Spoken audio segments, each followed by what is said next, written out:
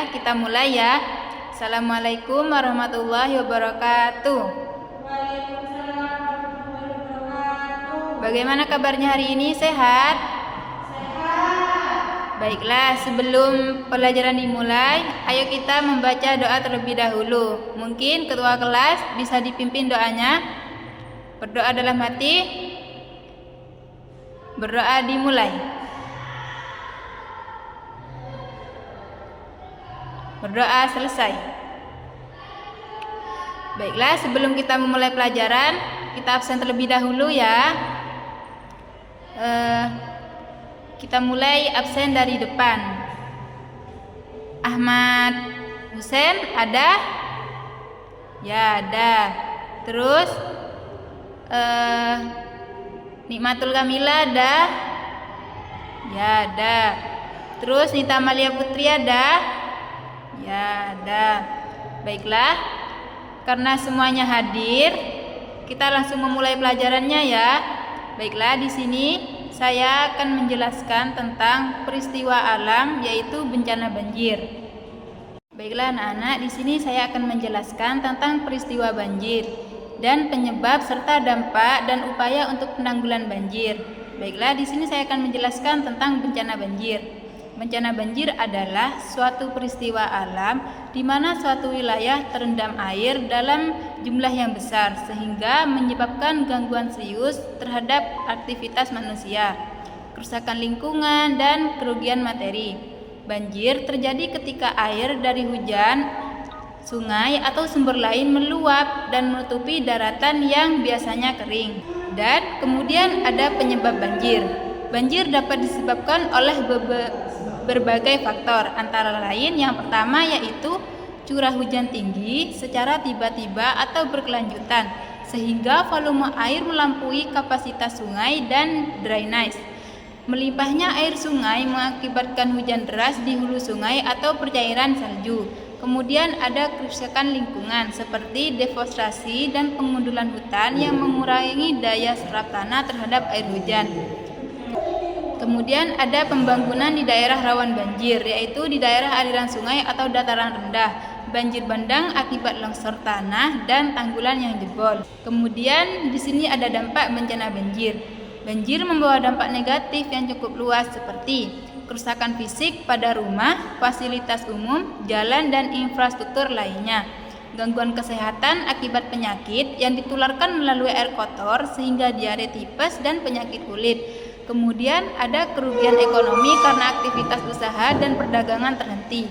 Kemudian ada gangguan sosial seperti pemindahan penduduk, kehilangan pekerjaan, dan trauma psikologis. Kerusakan lingkungan seperti erosi tanah dan pencemaran sumber air. Baiklah anak-anak, adapun upaya penanggulan bencana banjir yaitu dapat melakukan dengan melalui langkah-langkah. Yang pertama yaitu melakukan pencegahan, melakukan reboisasi dan penghijauan untuk meningkatkan daya serap tanah. Kemudian kalian harus menjaga dan memperbaiki sistem drainase agar air hujan dapat mengalir dengan lancar dan melaksanakan tata ruang yang baik, menghindari pembangunan di daerah rawan yang banjir. Kemudian kalian juga harus membangun dan merawat waduk embun dan tanggul penambangan banjir. Baiklah anak-anak, mungkin itu saja yang bisa saya sampaikan. Baiklah, di sini saya akan memberikan beberapa pertanyaan kepada kalian. Yang pertama, apa yang menyebabkan terjadinya banjir? Siapa yang tahu? Ya, betul. Banjir itu disebabkan oleh sumbatan air sehingga air meluap di sungai dan mengakibatkan banjir. Kemudian kalian itu tidak boleh membuang sampah sembarangan karena itu dapat menyumbat saluran air. Jadi kalian itu harus membuang sampah kepada tempatnya gitu, biar nanti dikelola, jangan dibuang ke sungai. Baiklah anak-anak, di sini saya akan membagikan kelompok. Satu kelompok terdiri dari 4 orang. Di sini kalian membuat rangkuman tentang bencana banjir yang setelah saya jelaskan. Baiklah anak-anak, di sini saya akan memberikan video gambaran tentang bencana banjir. Mungkin bisa disimak. Hari ini belajar di kota Surabaya yuk. mengenai bencana alam, yaitu banjir. Di kota Surabaya, kira-kira pernah atau malah sering terjadi banjir ya? Apa sih penyebab banjir? Mari kita cari tahu jawabannya. Banjir itu bisa terjadi karena dua faktor adik-adik, yaitu faktor alam dan juga faktor buatan. Salah satunya adalah faktor alam ini, pasang surut air laut.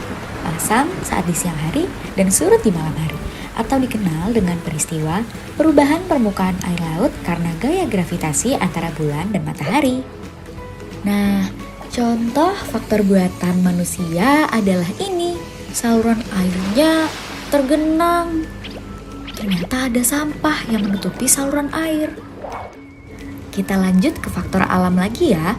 Nah, faktor alam yang selanjutnya adalah karena curah hujan yang tinggi. Faktor berikutnya, kondisi permukaan tanah lebih rendah daripada permukaan air laut. Wilayah dengan pengelolaan air yang sempit juga bisa menjadi pemicu banjir loh.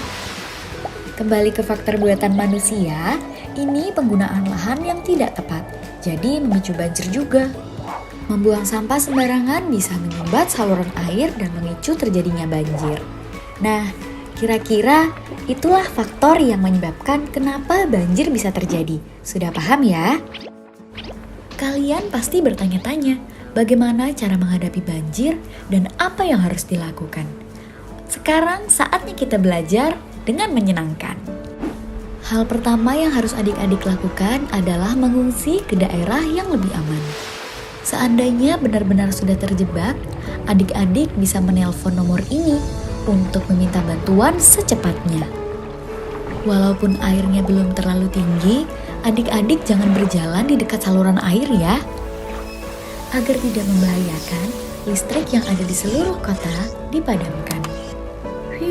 Akhirnya banjir surut. Setelah ini, apa ya yang harus kita lakukan? Ketika air telah surut, adik-adik harus segera membersihkan rumah dari sisa banjir maupun sampah. Oh iya, setelah bersih-bersih dan buang sampah, jangan lupa cuci tangan ya. Satu lagi, jangan lupa untuk menyediakan stok air bersih. Kadang, sisa banjir meninggalkan binatang liar yang tadinya terbawa arus. Jadi harus selalu berhati-hati. Adik-adik, jangan bermain di dekat aliran listrik yang ada di rumah dulu ya. Bahaya. Harus selalu siaga dan juga waspada, karena bisa saja tiba-tiba banjir datang lagi. Adik-adik, kira-kira ada nggak ya cara biar banjirnya nggak balik lagi? Tentu saja ada. Adik-adik, kita lanjutkan belajarnya ya. Wah, seru sekali ya bermain di alam. Adik-adik, kalau kita baik dengan alam, alam pun akan baik dengan kita. Gak mau kan banjirnya datang lagi? Mulai sekarang, adik-adik harus membuang sampah pada tempatnya. Mulai saat ini, adik-adik harus menghemat air dan juga listrik. Jangan digunakan secara berlebihan ya. Nah, kali ini untuk ayah dan juga bunda. Jangan lupa untuk selalu menjadi contoh yang baik ya untuk adik-adik. Ayah dan bunda bisa mengajak adik-adik untuk berkebun. Misalnya, menanam wortel, bisa dilakukan di belakang rumah. Akhirnya kita sudah sampai di ujung pembelajaran. Adik-adik, ayah maupun bunda, sudah tahu kan bagaimana banjir bisa terjadi? Apa yang harus dilakukan saat terjadi banjir maupun setelah banjir? Ya, dari video penjelasan tadi bisa disimpulkan dan kalian bisa mengetahui tentang bencana banjir serta penanggulangannya. Baiklah anak-anak, mungkin itu saja yang bisa saya sampaikan. Kurang lebihnya mohon maaf. Assalamualaikum warahmatullahi wabarakatuh.